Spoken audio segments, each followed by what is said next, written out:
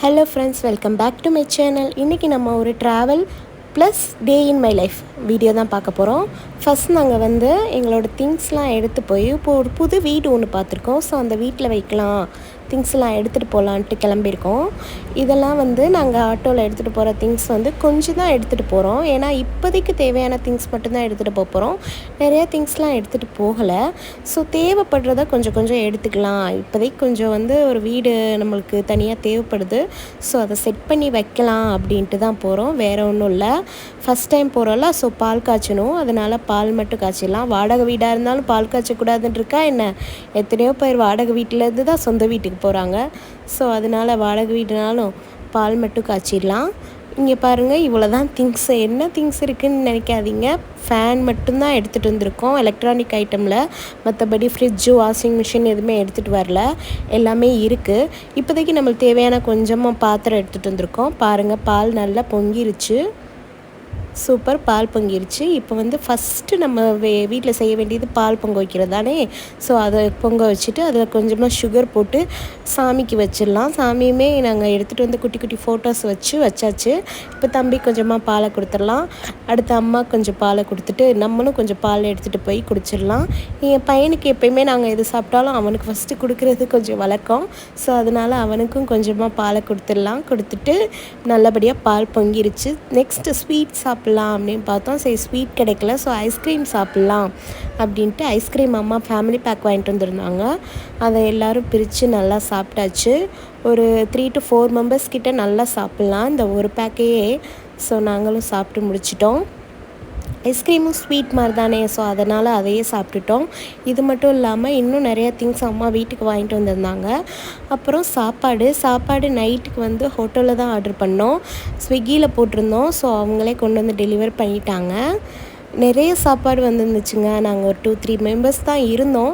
இருந்தாலும் நம்மளுக்கு தேவையானது எல்லாமே ஆர்டர் பண்ணிக்கலாம், கொஞ்சம் நல்லாவே சாப்பிட்லாம் அப்படின்னு போட்டாச்சு. ரைஸ் பன்னீர் ரைஸ் ஆர்டர் பண்ணியிருந்தோம். நெக்ஸ்ட் காளானில் பிரியாணி ஆர்டர் பண்ணியிருந்தோம். நெக்ஸ்ட் இப்போ பரோட்டா ஒரு மாதிரி மசாலா பரோட்டா மாதிரி சொல்லியிருந்தாங்க. ஸோ அதை ஆர்டர் பண்ணியிருந்தோம். குட்டி பசங்க இருந்தாங்க. ஸோ அவங்களுக்கு பொங்கல், சப்பாத்தி, இட்லி மோஸ்ட்லி அவங்க அதானே சாப்பிடுவாங்க. ஸோ அதனால் அவங்களுக்கு அதை ஆர்டர் பண்ணியாச்சு.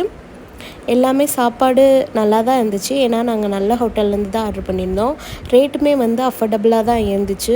மோஸ்ட்லி நம்ம இந்த மாதிரி வெளியே போகும்போது வெளியே நம்மளால் சமைக்க முடியாத டைம்லாம் இப்படி ஹோட்டலில் வாங்கி சாப்பிட்றதும் நல்லது தானே. ஸோ நம்மளுக்கு டைமும் சேவ் ஆகும். இன்றைக்கி ரொம்ப வேலை இருந்துச்சுங்க, சமைக்கலாம் முடியல. அதனால் ஹோட்டல்லே வாங்கியாச்சு. இது பன்னீர் ரைஸ். இருந்த சாப்பாடுலேயே எங்களுக்கு ரொம்ப பிடிச்சிருந்தது பன்னீர் ரைஸ் தான். சூப்பர்பாக இருந்துச்சு. அதோட கலர், டேஸ்ட் எல்லாமே சூப்பர்பாக இருந்துச்சு. நெக்ஸ்ட்டு காளான் பிரியாணி எங்களுக்கு அவ்வளோவா டேஸ்ட் பிடிக்கலை. ஏன்னா அது ஒரு மாதிரி மசாலா ரொம்ப ஜாஸ்தியாக இருந்துச்சுங்க. ப்ளஸ் ரைஸுமே அவ்வளோவா நல்ல டேஸ்ட்டாக இல்லை. ஸோ ஆக்சுவலி அதை நாங்கள் சாப்பிடவே இல்லை. அது வேஸ்ட்டு தான் ஆச்சு. அப்படியே விட்டுட்டோம். இந்த பன்னீர் ரைஸ் மட்டும் எல்லோரும் ஷேர் பண்ணி சாப்பிட்டுட்டோம். தம்பி வீட்டுக்கு போயிட்டானா, ஸோ அவன் சாப்பிட்ல. நானும் அம்மா அக்கா மட்டும் இருந்தோம். ஸோ அவங்க மட்டும் சாப்பிட்டுக்கிட்டோம். அப்புறம் பரோட்டாவில் பரோட்டாவை விட காய்கறி தான் அதிகமாக இருந்துச்சு. ஃபுல் அண்ட் ஃபுல் காலிஃப்ளவர் தான் இருந்துச்சு. பரோட்டான்னு சொல்கிறப்ப காலிஃப்ளவர்னே சொல்லிடலாம். அப்புறம் பொங்கலுக்கு சட்னி கொடுத்துருந்தாங்க.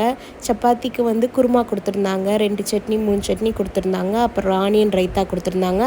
அப்புறம் ஃப்ரூட்டுக்கு அம்மா தர்பூசணி பழம் வாங்கிட்டு வந்திருந்தாங்க. இப்போ வெயில் ரொம்ப அதிகமாக இருக்குல்ல. ஸோ அதனால் எங்கே பார்த்தாலும் ஒரு குட்டி வேனில் தர்பூசணி பழம் தாங்க வச்சுட்டு விற்றுட்ருக்காங்க. ஸோ அம்மா வாங்கிட்டு வந்திருந்தாங்களா, அதையும் கட் பண்ணி எல்லோரும் சாப்பிட்டு முடிச்சாச்சு. இன்றைக்கி அவ்வளோதாங்க. ஃபுல் டே இப்படி தான் போச்சு. முடிஞ்ச அளவுக்கு பாத்திரம் எல்லாமே செட் பண்ணி வச்சுருக்கோம். இப்போ நாங்கள் அவ்வளோவா அதை பொருள் எடுத்துகிட்டு போகாதனால திரும்ப அம்மா வீட்டில் தான் இப்போ ஸ்டே பண்ணியிருக்கோம். ஸோ அடுத்து நெக்ஸ்ட் எப்போ வீட்டுக்கு போகிறோம், எல்லாம் என்ன செட் பண்ணுறோம் அப்படின்றத நெக்ஸ்ட் நான் உங்களுக்கு அப்டேட் பண்ணுறேன். தர்பூசணி பழம் நல்லா டேஸ்ட்டாக இருந்துச்சுங்க. கலர் பார்த்ததும் எதுவும் ஆர்டிஃபிஷியலாக ஆட் பண்ணியிருக்காங்கன்னு நினைக்காதீங்க. நல்ல நேச்சுரல் ஃபுட்டாக தான் இருந்தது. நேச்சுரல் ஃப்ரூட் தான் இது. கலருமே நேச்சுரல் கலர் தான். நல்லா ஃபோன்னால் பிரைட்டாக தெரில, அது நிஜமாகவே பிரைட்டாக தான் இருந்துச்சு. அவ்வளோதான். தேங்க்யூ.